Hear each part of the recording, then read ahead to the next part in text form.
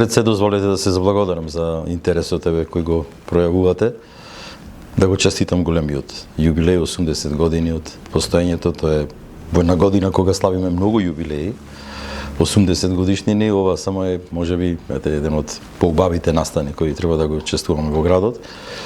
Секако библиотеката е длабоко поврзана со моето детство, особено во оној период кога беше предизвик и се надпреварувавме, можам да кажам во една рака, кој повеќе од оние книжки во кои се запишува земените книги, се такмичевме кој ќе има повеќе исполнети графи и кој побрзо ќе ја смени таа книжка.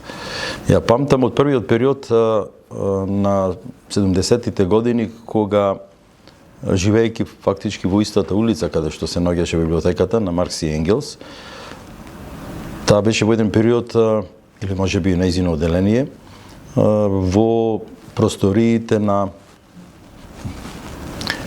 пицеријата Равена. Сојузот на борците се тука негде, и по тие извртени вјугави скали се качувавме со трчина, со брзина, да трчајки да земеме книга, да изнајмиме книга, да прочитаме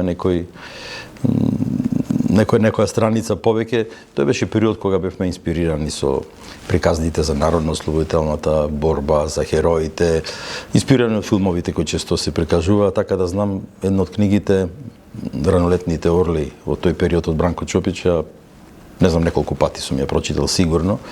Велам инспирирани од тој период, од херојствата на партизаните во тој период.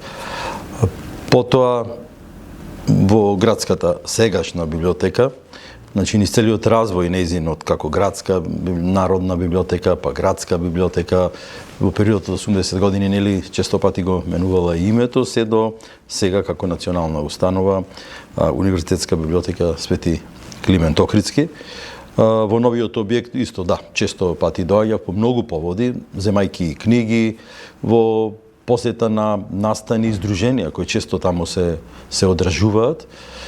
Еден храм на културата, храм на книгата, и како што напоменав, тој период од детството би сакал да помине и сега, во смисол што повеќе деца да се вратат кон читањето и книгата. Во ова време на други некои вредности, кога доминираат електронските уреди, се повеќе телевизијата, порталите, интернетот, мобилните телефони, некако искрено се радувам кога ќе видам дека некој дете чита.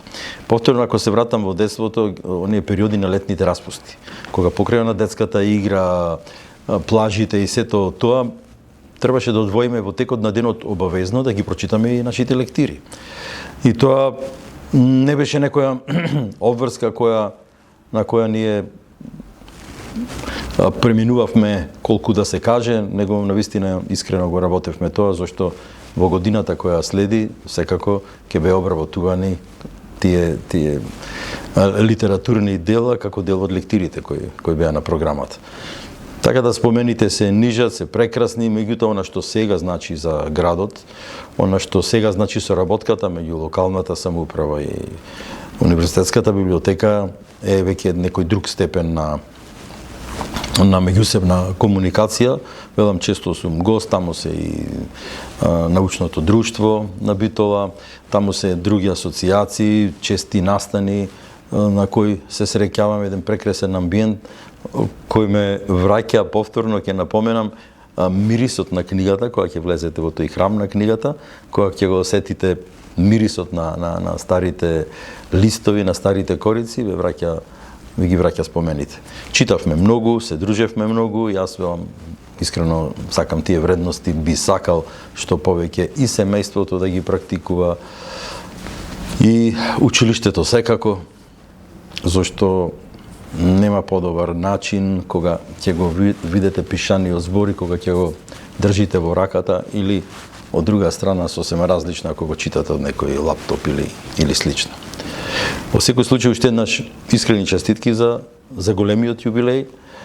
Уште многу години заедно обстојување, тоа сигурно, ако тој храм го нема, гасни дел од нашето битие, дел од нашата култура, дел од нашата историја.